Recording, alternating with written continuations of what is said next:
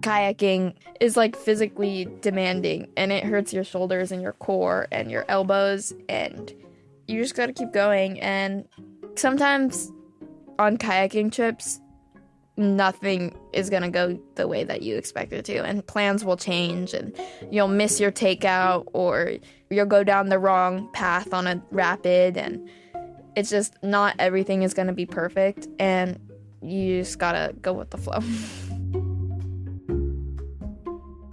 On June 12th, 2025, 15-year-old Tasia Linwood set out to kayak 310 miles down the Klamath River from southern Oregon to the coast of northern California. She went with several other young Indigenous kayakers from different tribes who live along the river. Their journey marked the first descent of the Klamath after the removal of 4 dams, which our community had fought for decades. It wasn't a choice to do the first descent or to not do the first descent. It was something that I had to do, not only for myself, but for my family and for my ancestors and for the people who went before me and didn't get to see the river undammed. And that's why I was doing it, and that's why I kept going. I'm Shelby Stanger, and this is Wild Ideas Worth Living, an REI Co-op Studios production presented by Capital One and the REI Co-op MasterCard.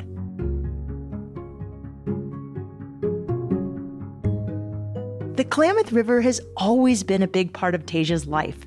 She learned how to swim in it, how to drive alongside it, and she even dances on its banks for a tribal ceremony every year.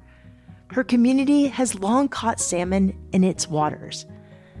A few years ago, Tasia's godbrothers participated in a camp with Paddle Tribal Waters, an organization that teaches Indigenous youth how to kayak. After seeing their experience, Tasia's aunt encouraged her to try it out. My aunt was like, Tasia, you should do this. Like, it's awesome. Like, it's only 2 weeks. If you don't like it, you'll get to learn how to kayak. You'll be on the salmon and Klamath River. It's really amazing. So I did it. Me and my older brother went on this program. And at the time, my other older brother was a junior counselor, so it was awesome. And I got to learn how to kayak on the Klamath River. What'd you think of kayaking?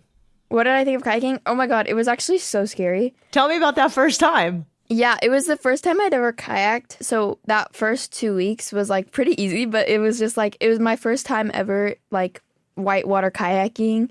And I mean, like, kind of kayaking in general. I'd kayaked a couple times before that, but it was not, like, professional kayaking. Like, I didn't have a spray skirt or, like, a helmet or anything.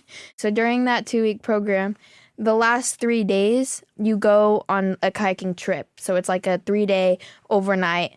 You go and you camp along the river bar and are, like, raft supported, and you, like, go kayaking. And on the very last day of this 2-week program, I flipped really bad, and I forgot my training. When you flip, you're supposed to roll, but I didn't know how to roll. So you're supposed to, like, pop your skirt, because you're wearing this skirt that keeps you in the kayak and keeps the water out. And so I forgot my training, and I didn't pop my skirt, and instead I kicked myself out of the boat. I hit my head, which I was wearing a helmet. I hit my head just on the back of my kayak, and I got super bruised up, like really bad, on my leg because I kicked myself out of the kayak. And I got really scared, and I was like, oh my God, I do not want to kayak ever again. But I did anyways, and that's on having brothers. And I probably wouldn't have if I didn't have them there. But here we are, and now I kayak, and it's awesome. But that was really, really scary, and it hurt pretty bad, and I had a like very physical reminder for a very long time after that. Yeah, there's so much there.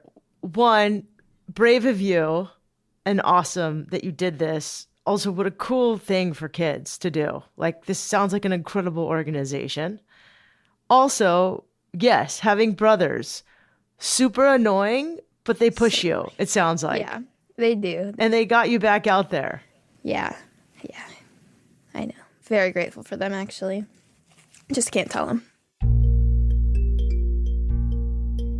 At the end of the 2-week camp, Tasia and the other young kayakers were offered a very meaningful opportunity. They were invited to apply for a chance to join the first descent of the Klamath River.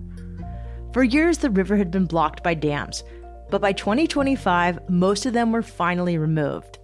It was a historic moment that local tribes had been advocating for decades.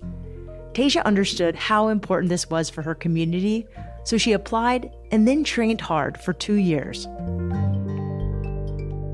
We did this part as a celebration and part as a form of protest and activism.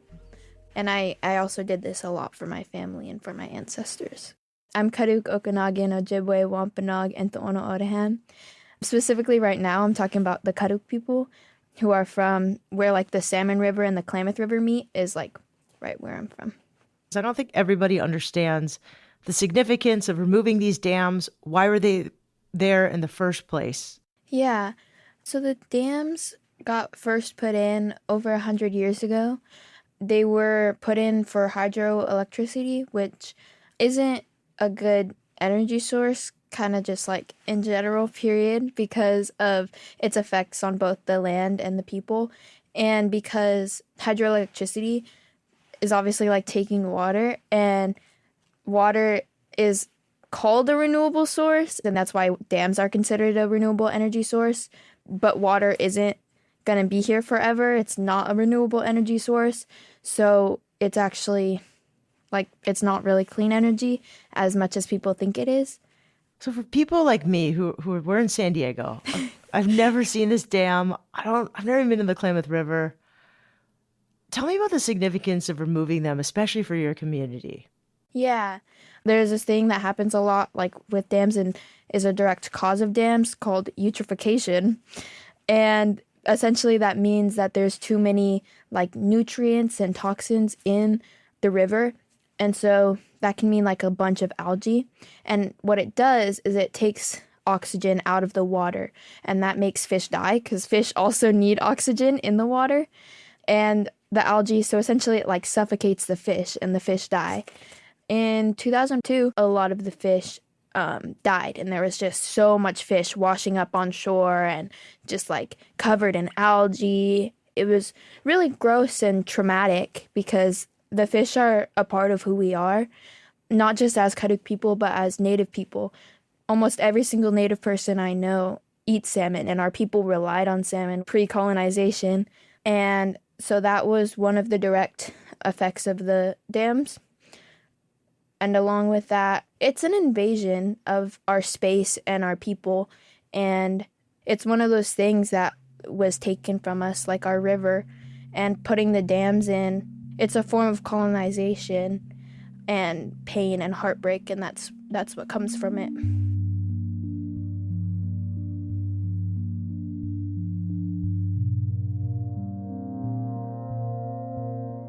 The first descent would require 310 miles of paddling and take a month to complete. Not all of the kayakers would paddle the whole thing. Many would join the group for sections of the river that matched their skill level. But Tasia was keen to complete the entire route. To prepare, she completed 2 semester-long programs over the course of 2 years, learning how to safely navigate everything from calm lakes to powerful rapids. What was a typical day of training like? What types of rivers are you doing? What kinds of things do you have to know? What sort of skills do you have to learn? Like you went from kayaking, 3 days to like you're going to kayak for a 30-day paddle on class 4, class 5 rapids. Yeah. And to be the first. This is a big deal. Yeah, the first is a big deal because no one had ever seen the river like that in over 100 years, and the river changes and the water changes, and no one totally knew what it was going to look like and how the water was going to be and how the rapids were going to be. But anyways, you have to know how to roll. That's like really important. There were some sections of the Klamath River descent where you had to apply to different sections, and not everyone would get to go to all the sections because of how either physically demanding it was or how challenging it was. And so if you were like, yeah, I want to do all the river and I want to do like as much of the Klamath River as I can, you got to go and work harder, and you got to go put in the hours and show the instructors and our teachers that you are ready and that you can do it. Like, we're gonna do it like in a couple months, like lock in, like go practice in the lake, bro. Like, come on now. Because there's also the lakes on the Klamath River that were horrible and torturous and pretty much just like living hell. Why? Well, for one, they're flat water, and so it doesn't help you get anywhere. And, well, actually, it's not flat water. There's waves, and they don't go in any particular direction because it's not a river and it's not just flowing downstream. And it was also windy, and the wind was blowing in the opposite direction, and it was really gross and really algae and really stinky. Tasia, I'm learning so much from you. I think it's so interesting. I want to go back because one of the most important things you had to do is know how to roll. How long did it take you to learn how to roll? I might sound like a badass, but I'm actually really scared of a lot of things. And so rolling was actually really scary. I absolutely, like, I locked in so hard. And I was just like rolling on rolling on rolling. And I was like, that was my prime kayaking so far. What else was really beneficial that you learned when you actually paddled? Yeah, I think just perseverance and just like, you just got to keep going.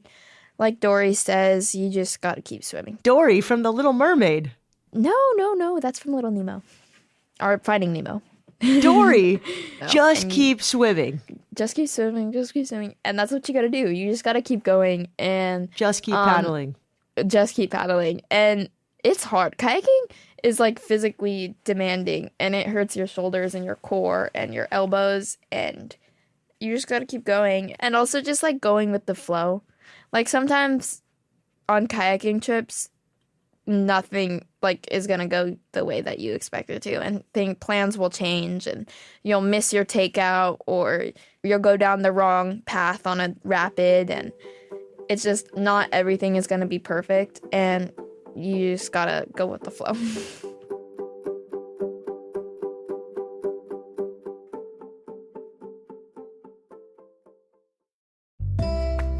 The sunshine is back, and I'm planning to spend the next few months outside, catching waves, camping, and hiking the trails all around San Diego. If your summer plans also involve spending as much time outside as possible, the REI Co-op MasterCard offers rewards and benefits that support your love of the outdoors.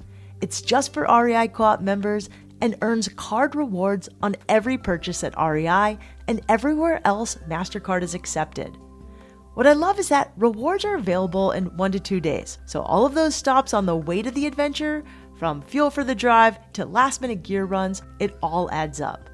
See if you're pre-approved with no risk to your credit score.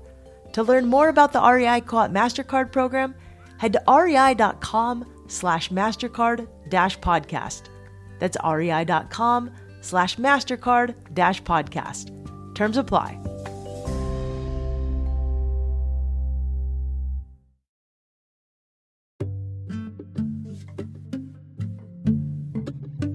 After 2 years of training, Tasia Linwood and a group of Indigenous youths set out to make the first descent of the newly undammed Klamath River. They began in southern Oregon, at the headwaters of the Wood River, a tributary that feeds into the Klamath. This area is especially polluted because it's located above the 2 dams that still remain. Okay, take me to day 1 of this first ascent. Like, you guys, there's a crew of how many people? Where are you? And when exactly was this? There was so much like going on. I was kind of scared. I was confused. I'm like, what's happening right now? And there's just like so many different boats and so many different people. And I'm like trying to find my boat, and I gotta adjust it so it fits my legs and my hips and my back. Just taking in what I'm doing and where I am, and also like making sure I'm staying present in the moment. Where were you? We were camping at the headwaters of the Wood River, and so we did 19.2 miles that day, and I want to say 3 of those miles were on the lake, and the lake was horrible. And when we go off the lake, the nasty lake, might I add, no showers, and the bathroom was bad. And then as we were kayaking down the Wood River, it turned into a lot of agriculture. And so the river, which was pristine at the headwaters, was like really kind of gross at the end of the river. And there was some bridges and there was mud and it smelled like cows. It smelled like farm and it was muddy and there was these bridges and the river and there was grass and sticks. And there was also really good Uncrustables. And also one of the instructors, he had Twizzlers and they were really yummy and there was really good snacks. And we were kind of just meandering because it was really slow water because like the river is just like back and forth and back and forth and back and forth. And it was slow and it was like very serendipity or something like that. What did you do for food? You had some Uncrustables. So every day during breakfast and right after breakfast, we would make ourselves lunch. And it was really sweet. Sometimes my best friend would make me my lunch and she'd put little notes on it and she'd make me little hearts on my little sack lunch. It's fun having a bestie that does something hard with you or did something hard with you. And you have that shared experience. Yeah. So where would you sleep? I slept with her in her tent. So every night you guys slept in tents and you would kayak to a place, get out, and you would set up your own tent. Yeah, sometimes, but sometimes we were kind of tired and lazy and just didn't set up a tent and instead just like slept on the ground, like on a tarp with our blankets and pillows and each other. Not a sleeping bag? We had sleeping bags, but we also like brought an abnormal amount of blankets to make our living situation as comfortable as possible. So like we did use sleeping bags, but the blankets were the memorable part. And it was like so cozy. Like sometimes it looked like an actual bed because we would just like stack these blankets on top of each other and then have sleeping bags and then have other blankets on top of it. And it was like really cushiony and comfortable. Tasia appreciated when she could use her cozy sleep setup, especially because the days on the river were long and often grueling. Between the heat from the sun, motion sickness from the lake waves, and muscle strain from paddling long distances, she was wiped by the end of the day. But there was always something to look forward to. Throughout the trip, the young kayakers had visitors from home and from Indigenous communities around the world, who all came to witness their journey and be part of this historic event. Some of Tasia's family members were even watching during one of the most intense moments of the paddle. Do you remember the biggest rapid you took? I believe the biggest rapid I've done was Big Ike's, which is on the Klamath River. And there's a really funny story about this, is that my best friend was in front of me. Her name's Tay, by the way. So Tay was in front of me. There's these like two rocks and there's like water going in between the rocks and then on both sides of the rocks. And we're supposed to go on the absolute right side. We kind of went like middle right, and we went over the rocks. So Tay got stuck in a hole and your kayak can just keep circulating until it flushes you out. And I was behind her. I also flipped. I pushed her boat out and my boat didn't get stuck. And so both of us got pushed out at the same time. And so on that day, my dad and my brother and some of my aunts and uncles and cousins came to watch from the highway, from like up on the cliffs. And so they saw all this happen and my aunt was taking a video and she was freaking out. She was like, oh my God, that's Tasia. She's in the hole. She's stuck. It wasn't me though, so that's good. And they were all freaking out. And I'm so glad that my uncle and my dad were up on the cliffs, because if they weren't, they would have tried to jump in and like save me or something. This sounds like a really adventurous trip. It was something. The hardest day was probably the day you did 19 miles or so. Yeah, 19.2 miles. That was my first day. And it was hard. Why? It was hard. For one, the river part, the Wood River part was hard because, as I was saying earlier, it was just so like twisting and turning, and it was also really slow moving water. And so when the water is slow moving or not moving at all, it's really hard. It just doesn't help you in any way. So what did you say to yourself on those days that was really hard? Well, in reality, I said, this is how you get muscles, so lock in. Because at the end of the day, this is how you get them abs. This is how you get them biceps. But on a more serious note, I also had to remind myself, like, this is hard and this is what I have to do. Like, it wasn't a choice to do the first descent or to not do the first descent. It was something that I had to do, not only for myself, but for my family and for my ancestors and for the people who went before me and didn't get to see the river undammed. And that's why I was doing it, and that's why I kept going. Tell me more about that, especially as you approach the final day. That had to have been emotional. It was so emotional. On one hand, I was like, damn, I'm ready to go home. I'm ready to see my little sisters and just take a couple naps and just like relax. And on the other hand, I was like, now I have to leave. Like I have to leave my best friend, and I have to leave kayaking, and I'm not going to get to kayak until who knows when. We were staying at this like RV camp type place, and my grandpa was at the neighboring RV site, and so he was waving and hollering and singing, and so I got to see him right before I hit the ocean. And I went down, and you can hear everyone, and my aunt and my uncle were there in rafts and canoes. And then it was us, all the kayakers, in a line next to each other. And then behind us, we were followed by the rafts that had these people from all these different places. And we were all just hooting and hollering and singing, and we were just ecstatic. And then we got to the ocean, and it was just like the emotion just like hit. And I was like, oh my goodness, like, wow, we're here. We made it. We did that. And it was an emotional day for all of us.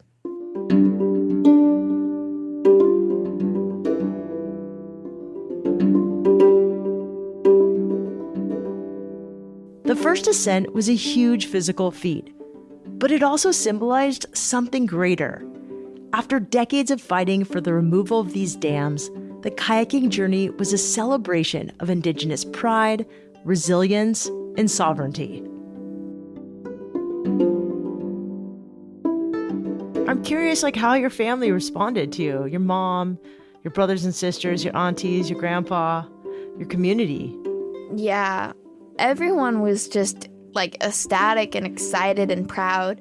And like, there's like two hands to this, right? There's like, on one hand, it was fun, and it was like this awesome experience and once in a lifetime and exciting and fun and like those sorts of things. And then on the other hand, it's like, this is powerful and this is important, because not only at the last day, but there was spots along the way, all the way from Oregon to California, where there were people on bridges and people at our put-ins and takeouts, just like, they were just so excited and happy and like joyful. You know, like there's people like crying tears of joy for this and for us. And it was really beautiful.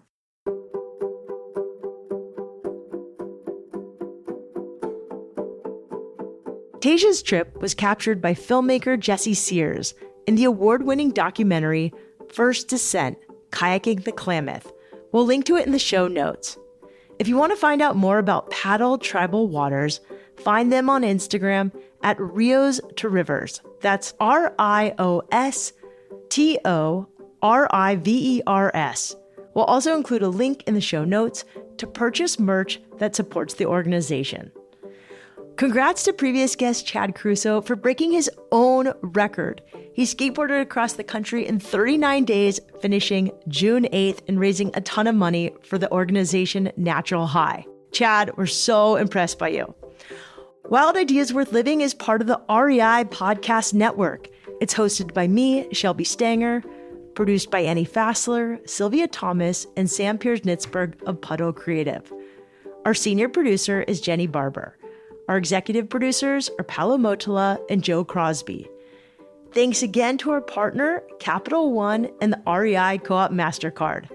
As always, we love it when you follow the show, take time to rate it, and write a review wherever you listen. And remember, some of the best adventures happen when you follow your wildest ideas.